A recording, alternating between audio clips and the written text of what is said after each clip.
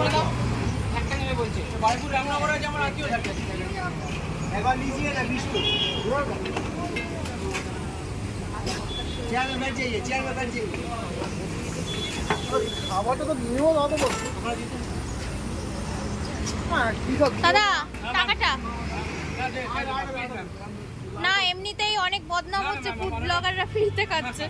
যারা বলে আমি খুবই তাদের কাছে ক্ষমা চেয়ে নিচ্ছি ম্যাম প্লিজ ম্যাম কিছু মনে করবেন না না ও তো এখন দিতে চাইলো এবার আমি দিতে হবে প্লিজ ম্যাম এমন করবেন না ম্যাম আমরা তো অনুরোধ করছি আমরা যা কমেন্ট দিই তাই জন্য আপনাদের অজস্র ধন্যবাদ ম্যাম প্লিজ ম্যাম আর এই যে যারা এই যে এরকম কমেন্টস করে যে ফুড ব্লগাররা শুধু ফ্রিতে খেতে যায় সেই তাদেরকে তুমি কি বলতে চাও আমি ক্ষমা চেয়ে নিচ্ছি ম্যাম প্লিজ ম্যাম এরকম করবেন না